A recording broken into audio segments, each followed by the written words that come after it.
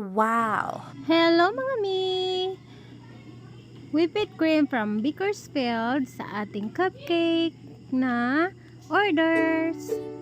Sa isang lagayan, ilagay ang ating whipped cream. So kalahati pala ang gamit ko dyan since cupcake lang naman ang aking gagawin. And then using cold water. So mas mainam na mas malamig, mas mag-double volume po ang ating whipped cream. So yan, add lang ng add hanggang sa makuha mo yung consistency na gusto mo.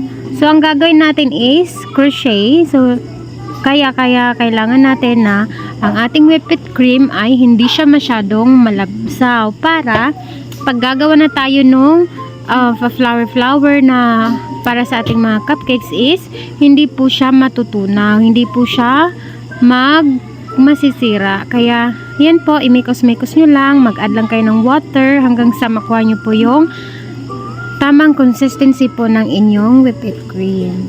And then, ito na po yung ating cupcake. So, naglagay pala ako ng food coloring na pink kasi baby girl po ang magbe-birthday. So, yan. Mix ko lang po konti ng white nang sa ganun is medyo maganda po siya. Then, using the edible yan, mga crystal balls, yan. So, pwede po yung kainin ha. Hindi po yan pearl. So, yan. Ilagay mo lang siya sa bawat cupcakes para magkaroon po siya ng konting design. And another edible din po ang ginamit ko yan. Yung para po yan siyang mga candies. So, pwede rin po yung kainin. So, nasa inyo naman po kung ano yung gusto nyong design. But since ito yung naisip ko and then si customer ay hindi naman nagsabi kung ano yung gusto niyang design. So, ako na po yung nag-decide.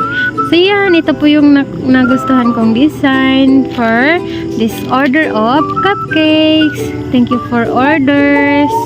Ito na po ang ating finished product. So, yan. Nabili ko lang din po pala yung paper printed na mga butterflies. Thank you for watching. Bye-bye!